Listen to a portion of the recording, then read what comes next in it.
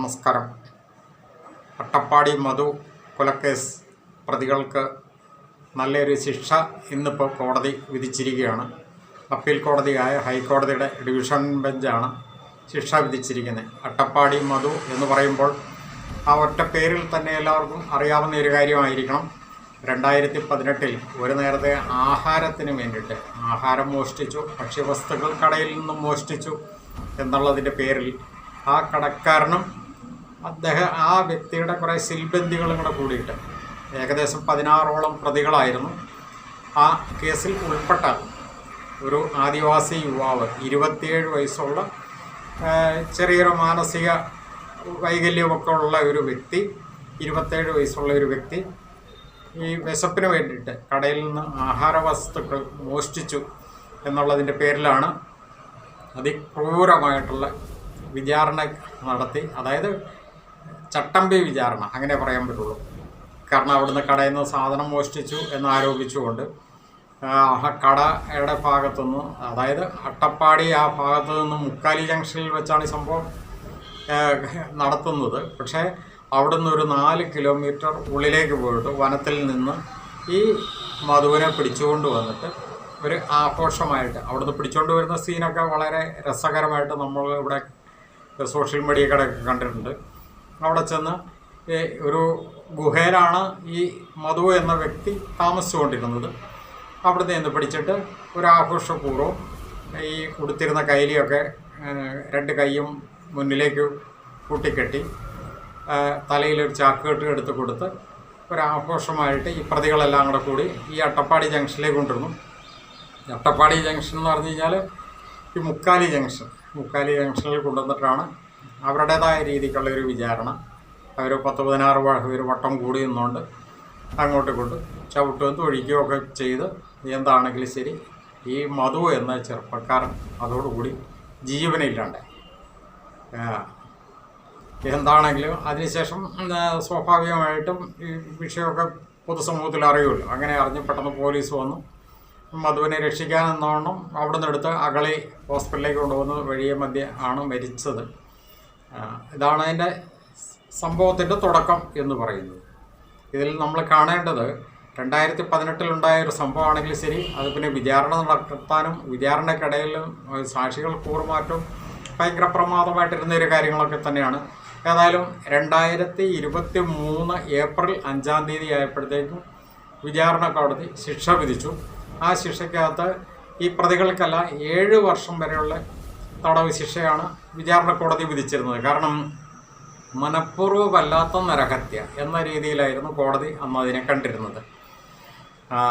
എന്താണെങ്കിലും ശരി, ആ ശിക്ഷ കുറഞ്ഞു പോയി എന്ന് പറഞ്ഞുകൊണ്ട് ഈ മധുവിൻ്റെ കുടുംബക്കാരായിട്ടുള്ള അമ്മയും സഹോദരിയും അതുപോലെ തന്നെ പ്രോസിക്യൂഷനും ഹൈക്കോടതിയിലേക്ക് അപ്പീലിൽ പോയിരുന്നു.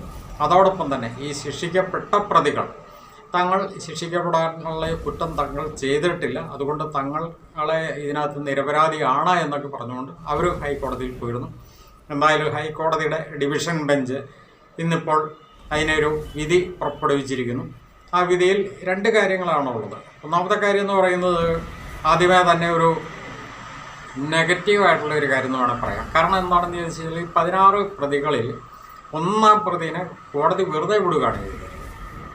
അതായത് ട്രയൽ കോടതി ശിക്ഷിച്ച പ്രതിയാണെങ്കിൽ പോലും കൂടെ ഹൈക്കോടതിയിലേക്ക് വന്നു കഴിഞ്ഞപ്പോൾ അതിലെ 1-ാം പ്രതിയായിട്ടുള്ള വ്യക്തിനെ ശരിക്കും തെളിവുകളുടെ അഭാവം, അതാണല്ലോ കോടതികളെപ്പോഴും അങ്ങനെ ചെയ്യുള്ളൂ, തെളിവുകളുടെ അഭാവത്തിൽ ആ വ്യക്തിയെ വെറുതെ വിട്ടു. ബാക്കിയുള്ള 12 പ്രതികൾ, 13 പ്രതികളുണ്ട്, അതിനകത്ത് 12 പ്രതികൾക്ക് ജീവപര്യന്തം തടവ്. അത് വളരെ ശ്ലാഘനീയം തന്നെയാണ്. കാരണം ട്രയൽ കോടതി 7 വർഷത്തെ തടവായിരുന്നു ശിക്ഷിച്ചിരുന്നതെങ്കിൽ പോലും അത് ഹൈക്കോടതി വന്നു കഴിഞ്ഞപ്പോഴത്തേക്കും അത് ജീവപര്യന്തം തടവ്. അത് 3 ജീവപര്യന്തമാണ് പറഞ്ഞിരിക്കുന്നത്. 3 ജീവപര്യന്തം തടവാണ് ഈ 12 പ്രതികൾക്ക് പറഞ്ഞിരിക്കുന്നത്. പിന്നെ ഒരു പ്രതിക്ക് ആകെപ്പാടെ 1 വർഷം തടവ്, അത്രേ ഉള്ളൂ. അങ്ങനെ 13 പ്രതികളാണ്. അതോടൊപ്പം തന്നെ പ്രതികളെല്ലാം ചേർന്നൊരു 30 ലക്ഷം രൂപ നഷ്ടപരിഹാരം കൂടെ കൊടുക്കാനായിട്ട് കൂടെ കോടതി വിധിച്ചിട്ടുണ്ട്.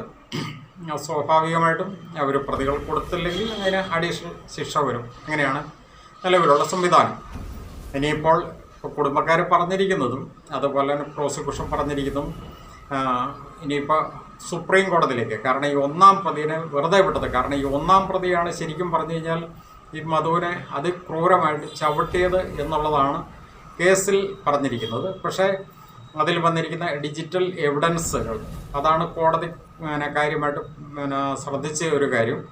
അത് തെളിവുകളുടെ അഭാവം, അതിൻ്റെ അടിസ്ഥാനത്തിലാണ് ഈ ഒന്നാം പ്രതിനെ ഇപ്പോൾ കുറ്റക്കാരനല്ല എന്ന് കണ്ടുകൊണ്ട് കോടതി വിട്ടിരിക്കുന്നത്. അപ്പോൾ അത് ഒരു നീതീകരണമായിട്ട് തോന്നിക്കുന്നില്ല എന്നുള്ളത് സത്യമാണ്. കാരണം പൊതുസമൂഹത്തും അത് വളരെ ഒരു ചോദ്യത്തോടുകൂടി ചോദ്യചിഹ്നമായിട്ട് തന്നെ ഉയർന്നു നിൽക്കുന്ന ഒരു കാര്യമാണ്. അതുകൊണ്ട് തന്നെയാണ് മധുവിൻ്റെ അമ്മയും സഹോദരിയും സുപ്രീം കോടതിയിലേക്ക് പോകുന്നതിനെ പറ്റി പറഞ്ഞിരിക്കുന്നത്. അവർ വേറെ സാധുക്കൾ അറിയാമല്ലോ, അവർക്ക് മലയാളം തന്നെ സംസാരിക്കാനായിട്ടുള്ള കാര്യങ്ങളൊക്കെ ഈ വിഷയങ്ങളൊക്കെ ആയിട്ട് ബന്ധപ്പെട്ട് പല മാധ്യമങ്ങളുടെ മുന്നിൽ സംസാരിച്ചൊക്കെയാണ് ആ സഹോദരിക്ക് തന്നെ അത്യാവശ്യം കാര്യങ്ങൾ ഒന്ന് സംസാരിക്കാൻ തന്നെ അറിയുള്ളൂ.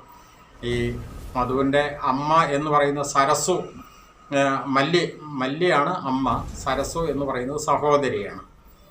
അവരെ സംബന്ധിച്ച് അവർക്ക് ശരിക്കും സംസാരിക്കാൻ പോലും അറിയില്ല. പക്ഷേ അവർക്ക് വേണ്ടിയിട്ട് ശക്തമായിട്ട്, അത് നമ്മളിവിടെ അപ്രിഷ്യേറ്റ് ചെയ്യേണ്ട ഒരു കാര്യമാണ്, ഒരു അഡ്വക്കേറ്റ് CK രാധാകൃഷ്ണൻ, അദ്ദേഹം വളരെ കാര്യമായിട്ട് അവർക്ക് വേണ്ടിയിട്ട് അത് ₹1 ഫീസ് പോലും വാങ്ങാതെ അവിടേക്കാണ് ഒരു ധാർമ്മിക മൂല്യം ഉയർത്തിപ്പിടിച്ചുകൊണ്ട് അദ്ദേഹം ആ കുടുംബക്കാർക്ക് വേണ്ടിയിട്ട് ശക്തമായിട്ട് കോടതിയിലാണെങ്കിൽ പോലും ഇനിയിപ്പോൾ സുപ്രീം കോടതിയിലേക്ക് പോകുന്നതിന് വേണ്ടിയിട്ടാണെങ്കിൽ തന്നെ പ്രോസിക്യൂഷനോടൊപ്പം ചേർന്ന് നിന്നുകൊണ്ട് വളരെ സപ്പോർട്ടിംഗ് ആയിട്ട് അവർക്ക് വേണ്ടിയിട്ട് വാദിക്കുന്നു, അവർക്ക് വേണ്ടിയിട്ട് എല്ലാ നിയമസഹായവും ചെയ്തു കൊടുക്കുന്നു.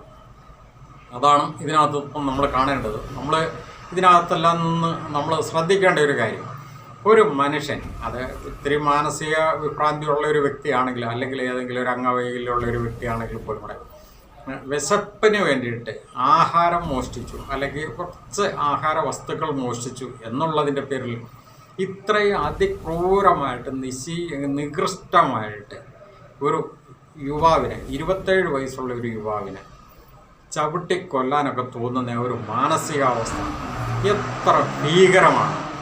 ഇത്രയും നികൃഷ്ടമായ രീതിയിൽ ചിന്തിച്ചിട്ട് ഇതിനെല്ലാം ശേഷം തങ്ങൾ ഈ കുറ്റക്കാരല്ല എന്നുള്ള രീതിയിലേക്ക് പൊതുസമൂഹത്തിലും നിയമ സംവിധാനങ്ങളുടെ മുന്നിൽ പറയാനും അതിനു വേണ്ടിയിട്ട് ആ ഒരു ആർഗ്യുമെൻ്റ് മുന്നോട്ട് വെക്കാനും ഇതിനെല്ലാം ശേഷം തങ്ങളും ദൈവത്തിൻ്റെ മുന്നിൽ ഞങ്ങൾ വലിയ തെറ്റൊന്നും ചെയ്തിട്ടില്ല എന്ന് സ്ഥാപിക്കാൻ എടുക്കുന്ന ആ ഒരു മനോഭാവം, അതാണ് ഇവിടെ ഏറ്റവും ചോദ്യം ചെയ്യപ്പെടേണ്ടത് തന്നെ. ഇത്ര നികൃഷ്ടമായൊരു പ്രവൃത്തിയാണ് എന്നുള്ളതാണ് കാണേണ്ടത്. ഇത് മറ്റുള്ള ജനങ്ങൾക്കും ഇത് ഈ വിവരങ്ങൾ ഒരുമാതിരിപ്പെട്ട എല്ലാവരും അറിഞ്ഞിട്ടുള്ള കാര്യം തന്നെയാണ്. മറ്റുള്ളവർക്കെല്ലാം ഇത് വളരെ ഒരു പാഠം തന്നെയാണ് എന്നുള്ളത് മാത്രമാണ് നമുക്ക് ഈ സന്ദർഭത്തിൽ പറയാനുള്ളത്. എന്താണെങ്കിലും ശരി, ഇത് പൊതുസമൂഹത്തിന്, പ്രത്യേകിച്ച് നമ്മുടെ കേരളക്കരയെ ഏറ്റവും കൂടുതൽ നാണം കെടുത്തിയൊരു കാര്യമാണ്. അതിൻ്റെ ഒരു പരിസമാപ്തി എന്ന് വേണമെങ്കിൽ പറയാം. ഇന്നിപ്പോൾ ഹൈക്കോടതിയിൽ നിന്നുണ്ടായിരിക്കുന്ന ആ ഒരു വിധി, ആ വിധിയെ നമ്മൾ ഒരു പരിധിവരെ ശ്ലാഘിക്കുന്നു, അപ്രിഷ്യേറ്റ് ചെയ്യുന്നു. എന്നാൽ ഒന്നാം പ്രതി അതിൽ നിന്ന് ഊരിപ്പോയത്, നമുക്കറിയാം കോടതികളിലൊക്കെ വരുമ്പോൾ തെളിവുകൾ എന്ന് പറയുന്നത് വളരെ പ്രധാനപ്പെട്ട ഘടകമാണ്. അങ്ങനെ പല വമ്പൻ കൊലക്കേസിലെ 1-ാം നമ്പർ പ്രതികൾ പോലും കൂടെ ആ കൊലക്കേസിൽ നിന്ന് കോടതിയുടെ തെളിവുകളുടെ അഭാവത്തിൽ കോടതിയിൽ നിന്ന് ഊരിപ്പോയി ഇവിടെ വലിയ ഭരണകർത്താക്കൾ വരെ ആയിട്ടുള്ള സംഭവങ്ങൾ നമുക്കറിയാം, നമ്മുടെ മുന്നിലുണ്ട്.